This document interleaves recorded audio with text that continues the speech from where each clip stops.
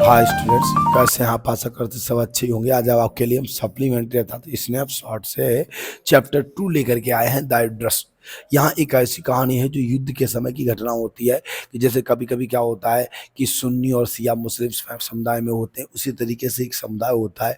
और वहाँ पर अभी आपने जो है हाई स्कूल में नेल्सन मंडेला की कहानी सुनी थी, तो ठीक है, अभी ऐसे आप 12th में भी सुनेंगे एक कहानी, लास्ट में हमारे पास आती है, तो अनटचेबल वाली, तो बढ़िया कहानी होती है। तो cutting off my long hair उसी में होती है स्टोरी, अभी लास्ट में आपको मैं पढ़ाऊंगा। तो यहाँ पे क्या होता है, यहाँ पर भी एक ऐसी कहानी होती है, द एड्रेस में क्या होता है, ठीक इसी तरीके की कहानी होती है। यहाँ पे एक ऐसे व्यक्ति की कहानी होती है, एक ऐसी महिला की कहानी होती है जिसका नाम मिसेज यस होता है। और वो जो है एक ऐसे जूहों का समुदाय से जो है जीवन यापन करती होती है। और जूह समुदाय, वहाँ पे लड़ाई चल रही होती है, जैसे गोरे और सफ़ेद लोगों में लड़ाई। तो ऐसी लड़ाई होती है कि जूह समुदाय के लोगों को जो है लोग मार देते हैं। तो ऐसी अवस्था में इनकी एक दोस्त होती है, मिसेस डार्लिंग। और जो पुराने दूसरे समुदाय की महिला थी वो इनकी दोस्त बन जाती है। हालांकि परिचित थी, वो इनसे दोस्त नहीं थी, लेकिन कुछ समय के लिए परिचित बन जाती है। तो युद्ध जब चल रहा होता है तो युद्ध के समय वो इनके घर आती है और इनसे कहती है, आप लोग तनाव मत लीजिएगा, हम आपकी सारी वस्तुएं, आप केवल अपने आप को बचाइएगा, और युद्ध के समय हम आपकी सारी वस्तुओं को यहाँ से ले जाएंगे और अपने घर में रख देंगे, सुरक्षित रख देंगे। जब भी आपकी इच्छा होगी, जब भी युद्ध बंद हो जाए, तो आप हमारे घर आकर के अपनी सारी वस्तुओं को ले जाइएगा। तो बस इसी उद्देश्य से ये बड़ा खुश हो जाते हैं कि चलो कोई तो ऐसा व्यक्ति निकला जो हमारे बारे में चिंता करता है। मिसेज यस जो होती है सारी वस्तुएं उसको देती रहती है, वो सारे स्पून के चम्मच ले जाती है, स्पून ले जाती है, चांदी के सिल्वर के सारे सिल्वर के बर्तन ले जाती है, जो भी वस्तुएं आर्टिकल्स जो लगे होते हैं, कोई गुलदस्ता वगैरह, फ्लावर बेस वगैरह, सारे ले जाती धीरे धीरे। और लगातार ढोती रहती है। और इसकी जो लड़की होती है, तो लड़की इस चीज़ को देखती रहती है। एक दिन तो वो बताती है, लड़की कहती है, मम्मी आप इनको सारी चीज़ें क्यों दे देते हो? कहती युद्ध चल रहा है, पता नहीं कब हम लोगों को क्या हो जाए। और ऐसी अवस्था में उसको लड़की को विदेश भेज देती पढ़ने के लिए। और उनसे कहती है कि जो गली नंबर 46 है मार्कोनी स्ट्रीट में, वहाँ पे महिला रहती है। और इनका कहना ये है कि जब युद्ध बंद हो जाएगा तो हम लोग की सारी चीज़ें वापस कर देगी, सुरक्षित पहुँचा देगी, इसीलिए हम इनको जो है सारी चीज़ें दे देते हैं। तो ये सब सुनने के बाद फिर क्या होता है, कुछ समय बाद जब युद्ध होता रहता है और वो सारी चीज़ें वहाँ से ले जाती है मिसेस डार्लिंग, और ले जाने के बाद अपने घर में रख लेती है। यहाँ क्या होता है कि जब क्या युद्ध जब चलता रहता है, तो युद्ध होने के बाद में इनके माता पिता लड़की के सब मारे जाते हैं। लड़की केवल बचती तो ये सोचती है युद्ध बंद होने के बाद कि अपने मम्मी पापा की तलाश करती, वहाँ देखती कोई नहीं मिलता है। तो इसे मार्कोनी स्ट्रीट गली नंबर 46 याद रहता है, तो ये सोचती लाओ वहाँ जाते हैं, कम से कम उन वस्तुओं के सहारे तो जी लेंगे जो हमारे मम्मी पापा के थे। और वो उन्हीं वस्तुओं को लेने के चक्कर में स्ट्रीट नंबर 46 में जाती है। लेकिन जब वो वहाँ पहुँचती है तो मिसेस डार्लिंग गेट खटकाती है, गेट गली नंबर देखती है तो गेट खटकाती है, वहाँ देखती है मिसेस डार्लिंग बाहर आती हैं। और वो वही ग्रीन लवादा पहने होती है जो उनकी माँ का दिया वो ग्रीन कोट होता है, पहने होती है। और वो गेट खोलती है, आधा खोलती है गेट, तो ये पूछती है मैं जो अंदर आना चाहती हूँ, मैं मिसेज यस की पुत्री। तो कहती कौन है? मैं नहीं जानती, सब मना कर देती है। और जो है आधा गेट खुले हुए, आधा अंदर नहीं आने देना चाहती है, वो गेट पे ही खड़ी रहती है। खड़ी रहने का बड़ा प्रयास करती है अंदर आने के, लेकिन ये अंदर नहीं आने देती, मना कर देती, कहती मेरे पास टाइम भी नहीं है, अभी मैं जो है बाहर जा रही हूँ और जो है फिर आइएगा। हालांकि अभी यहाँ पे कोई मैं नहीं जानती कौन आप, किसके बारे में आप बात कर रही हो, मैं किसी को नहीं जानती। इसने जब ग्रीन कोट देखा तो इसने पहचान लिया था कि वही महिला है, लेकिन झूठ बोल रही है हमसे।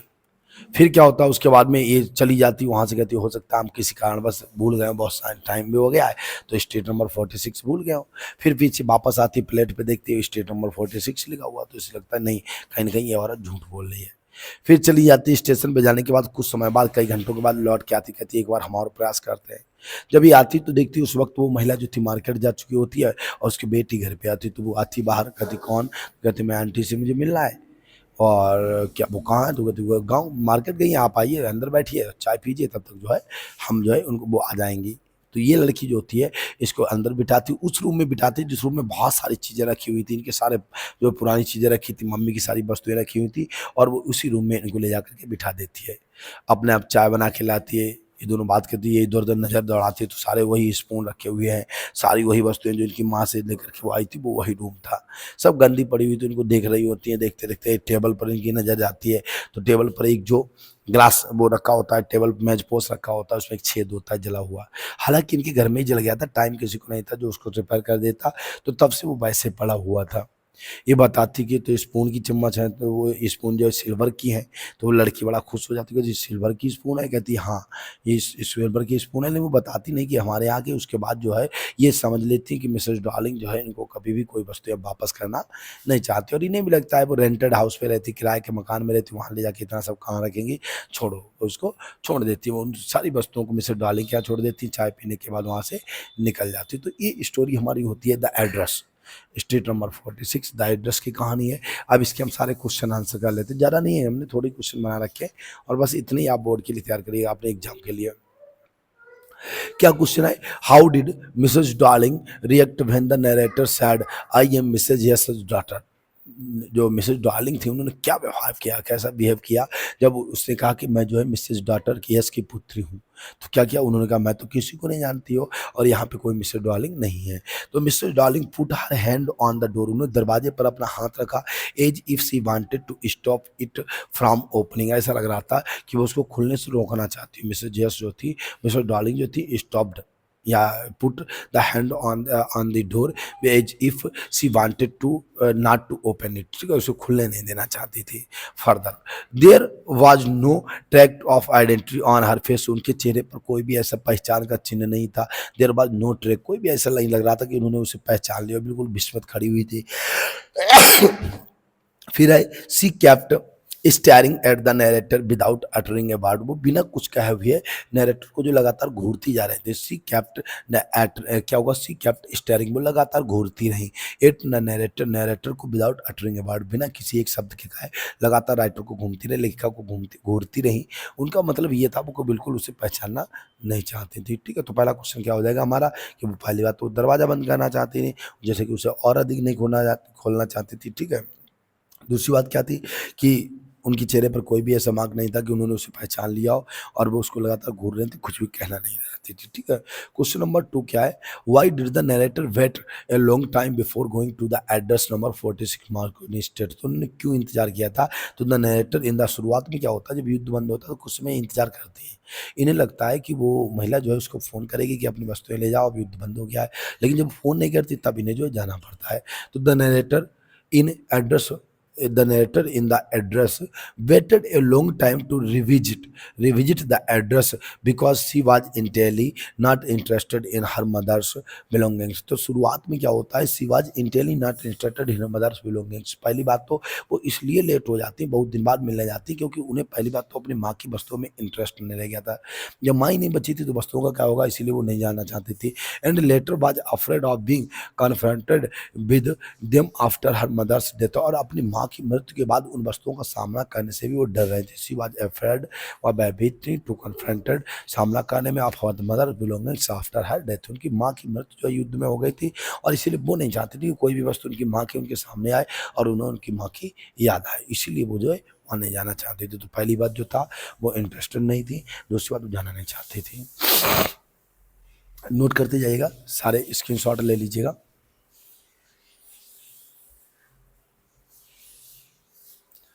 अगला क्वेश्चन हमारा क्या कह रहा है, When did the narrator become curious about her mother's profession, अर्थात अपनी माँ के व्यवसाय में जो है नरेटर इतनी क्यूरियस क्यों हो गए, इतने उत्सुक क्यों हो गए, कब हो गए। तो the narrator become curious about her mother's profession as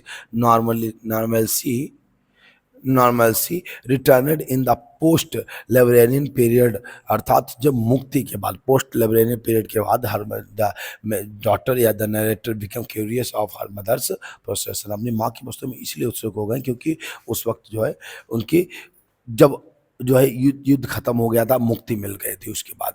C new, वो जानती थी that those things must still be at the address her mother told her, आता तो उन्हें पता था कि वो सारी वस्तुएं कहाँ स्थित है जहाँ उनकी माँ ने उनको एड्रेस दिया था, पता बताया हुआ था, इसीलिए she wanted to see them touch and remember, वो चाहती थी कि वो उनको देखें, छुएं और याद करें। तो माँ के प्रोसेसन में इसलिए वो जुड़ गई थी क्योंकि वो चाहती थी कि उनकी माँ की मृत्यु के बाद सारी वस्तुएं उनको मिले, वो उनको देखें और माँ की याद आए। अगला क्वेश्चन क्या है हमारे पास, नोट कर लीजिएगा इसको, हिंदी जरूर लिखिएगा, 5 क्वेश्चन है, ज्यादा नहीं हमने दिया है, मोस्ट इंपॉर्टेंट क्वेश्चन है। How was the narrator ever to recognise her own family woollen table cloth, अपने पारिवारिक वुलन टेबल क्लॉथ को कैसे पहचाना, क्योंकि उसमें जो है वो जल गया था। The narrator recognise her woollen table cloth by a specific burn mark, जले हुए विशिष्ट चिन्ह को देख करके, भाई ये स्पेसिफिक वर्ण मार्क्स, ठीक है। दैट वाज नेवर रिपेयर्ड, उसे कभी भी रिपेयर नहीं किया गया था। विच सी रिमेंबर्ड फ्रॉम हर पास्ट, जो उसे याद था पुराने समय से ही, जो उसको कभी भी रिपेयर नहीं किया गया था। तो यही कारण था कि द नरेटर क्या होता है, the narrator recognises her Boolean table cross by specific burn marks के द्वारा, ठीक है। दैट वाज नेवर रिपेयर्ड, कभी भी रिपेयर नहीं किया गया था, ठीक है। अगला question, why did the narrator resolve the forget address number 46, क्यों उन्होंने दोबारा खोजना चाहा, क्योंकि वो चाहती थी कि उसकी माँ को अपनी वस्तुओं को मिले, माँ की वस्तुओं से, और माँ की याद आए। The narrator resolved forgot address house number 46, अंत में उन्होंने उसको भूले 46 एड्रेस को छोड़ने का निश्चय किया, क्योंकि क्या होता है, because it can send all the valuable belongings of her mother, अर्थात उस एड्रेस पर उनकी सारी कीमती वस्तुएं जो उनकी माँ ने दी हुई थी वो सारी रखी हुई थी। और क्या होता है, बीच वर वेरी टेस्टलेसली अरेंज्ड, इनको बहुत ही बुरी तरीके से रखा गया था, टेस्टलेसली अरेंज्ड, ठीक है। आंसर नोट करते जाइएगा। Mrs Darling who was her mother's acquaintance, वह कैसी थी, हल्की परिचित थी, उनकी दोस्त नहीं थी, पुरानी परिचित थी, कोई लिव्ड एट द एड्रेस, उसी एड्रेस पर रहती थी, तो इसीलिए उन्होंने जो था स्ट्रीट नंबर 46 को चुना हुआ था। क्यों चुना हुआ था, क्योंकि उस वक्त क्या होता है, नरेटर ऑफ द फॉरगेट, उन्होंने पहले भूलना भी चाहा। हाउस नंबर 46 माने store because it can sense the value, सारी वस्तुएं चीजें उनकी माँ की बनाई कीमती वस्तुएं सब वहीं रखी हुई थी। और वो मिसेस डॉर्लिंग की जो है पुरानी अपरिचित थी, उनकी माँ की जो है हल्की एक परिचित थी पुरानी, और लिव्ड एट एड्रेस, उसी पते पर रहती थी। तो ये हमारे 5 क्वेश्चन है, सारे नोट कर लीजिएगा, फिर आपसे मुलाकात होगी नेक्स्ट वीडियो में। और आज के लिए जो है जय हिंद। सभी लोग जो है सब्सक्राइब जरूर कर दिया करो, सब्सक्राइब किया हो तो लाइक करो और कमेंट जरूर किया करो, हम आपके कमेंट देखा करते, नोट कर लीजिएगा।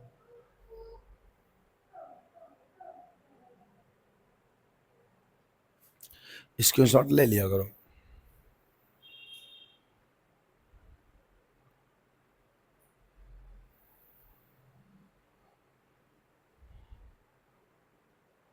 तो ये हमारा पूरा टॉपिक ओवर हुआ।